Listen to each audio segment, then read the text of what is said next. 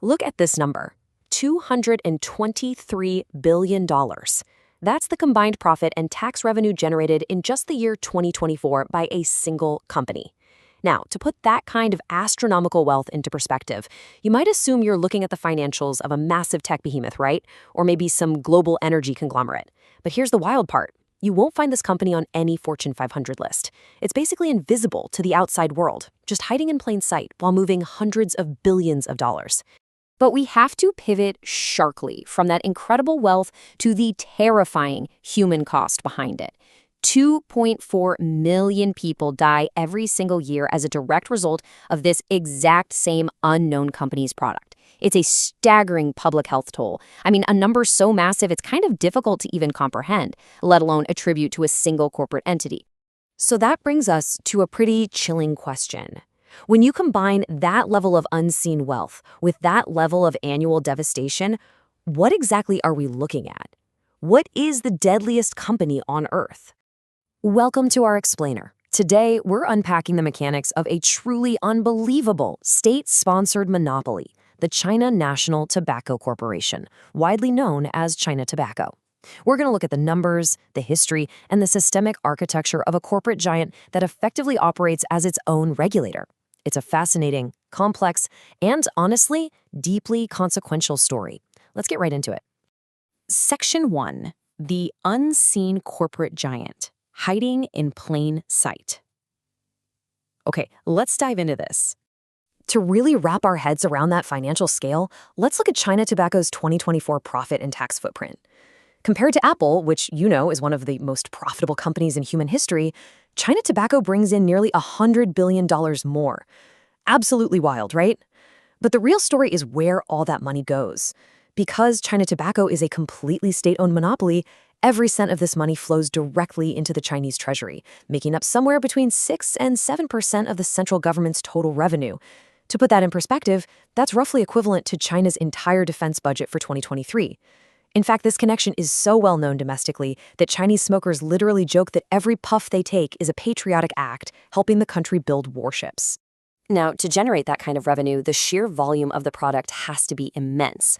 2.4 trillion. That's the number of cigarettes purchased in China every single year. It literally accounts for nearly half of the entire world's cigarette supply. Think about that for a second. If you were to take that single year's worth of Chinese cigarettes and stack them end to end, they would actually reach the sun with a few million kilometers to spare. No joke. Section 2, Hooking a Nation, a History of Addiction. To understand these mind-boggling modern statistics, we really have to look back. Let's trace this timeline, because the love for tobacco in China isn't exactly new. Back in the 17th century, Qing dynasty emperors actually threatened to behead people caught smoking. Yikes, right? But when that failed, they decided to just tax it, creating a massive revenue stream early on. The modern addiction, though, was truly sparked by foreign capitalists. In 1880, an American named James B. Duke utilized a new machine that could roll 210 cigarettes a minute. Looking for a market for all that product, he set his sights on China's massive population. His company essentially hooked the nation. Then, in 1949, the communists took power, banned foreign tobacco, and nationalized the whole industry. Fast forward to 1996, 4 decades post-revolution, and China was smoking 4 times as many cigarettes as they did right after the revolution. The idea literally spread like wildfire. And this cultural embedding was modeled right at the very top. Chairman Mao was a notorious chain smoker. When his doctor actually advised him to quit for his health, Mao just waved him off with this exact quote: "Smoking is also a form of deep breathing exercise." It really shows just how deeply ingrained and socially sanctioned the habit became, totally intertwined with the country's modern identity. Section 3, The Ultimate Monopoly, the fox guarding the henhouse. Now, what's really interesting about this slide is the massive paradox at the heart of this company. China Tobacco holds a suffocating 97% share of the domestic market. Run entirely by the Ministry of Industry and Information Technology, this single entity produces 4 times as many cigarettes as Philip Morris, the maker of Marlboro. They control the whole shebang, from the plantation to the manufacturing all the way to the export. But right here is the ultimate conflict of interest. China Tobacco isn't just the manufacturer funding the government, they are also the official public health regulator for tobacco. Yes, you heard that right. They sit inside the room where public health policies, warning labels, and smoking bans are debated. To put it objectively, analysts point out that this is essentially like your doctor and your DEA agent also operating as your meth dealer. It's a total paradox. Section 4. Sabotaging public health. Profits over people. Let's see how this crazy regulatory conflict actually plays out globally.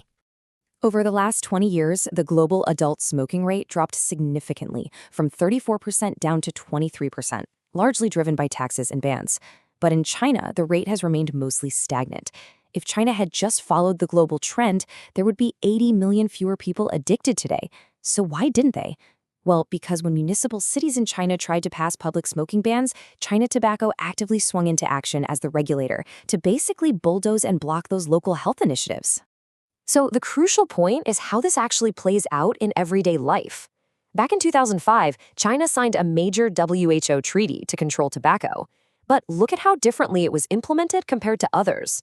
On the left, fellow treaty signer Vietnam features graphic, specific warnings covering half the pack. But on the right, China Tobacco's packages feature these elegant, beautiful designs with generic text that simply reads "smoking is harmful to health," a warning that practically blends right into the art. As the regulator, China Tobacco actively weakened translations and fought off graphic pictorial warnings just to protect their premium, patriotic brands like Changhua and Double Happiness. And, it goes way beyond just hiding the warnings. They actively utilize the low-tar myth. Now, if you aren't familiar, this is a thoroughly debunked pseudoscience from the 20th century, which falsely suggested that cigarettes with lower tar content are somehow a healthier or safer choice. It's a deadly marketing fraud that directly led to rising lung cancer rates and was subsequently banned all across the West. Yet in China, this myth is still legally weaponized. Cigarette packs regularly use misleading, safe-sounding terms like light, low, smooth, and mild. This junk science is heavily relied upon to keep health-conscious smokers hooked. In fact, these pseudoscientific low-tar labels account for 20% of all cigarettes sold in China today. And what's worse, that number is actively on the rise. Now, you might be wondering, why doesn't the health cost of 2.4 million dying citizens just completely bankrupt the state, kind of like it threatened to do in the US before those massive 1997 lawsuits? Well, the answer lies in the systemic differences in healthcare. In China, basic health insurance plans cover only a fraction of the cost for severe long-term illnesses like lung cancer. Because the state doesn't end up footing the massive bill for those long, difficult medical cases, there's just no functional financial driver forcing the government to rein in the tobacco industry. Section 5. A cloudy global future. Exporting the epidemic. Let's move to and see how this builds into China Tobacco's alarming next steps. To secure its future domestically, the company engages in some seriously aggressive social conditioning. Get this, there are over 100 elementary schools in rural, low-income provinces entirely sponsored by the tobacco monopoly. Some are literally named after cigarette brands, like Lucky Strike Elementary. I mean, no way, right?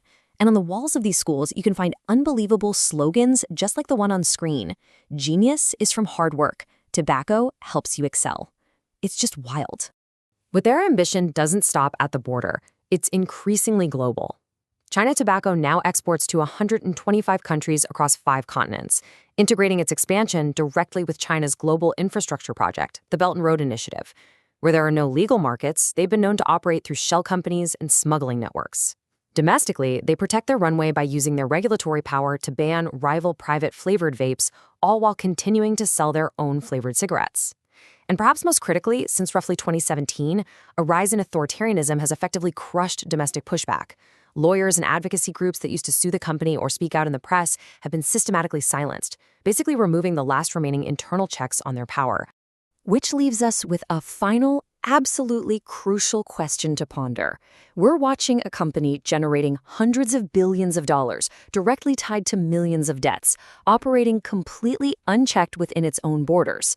So, as China Tobacco expands its reach across the globe, is the world truly ready to face a state-sponsored monopoly that fundamentally relies on and profits from a global health epidemic? Thanks for tuning into this explainer. We'll see you next time.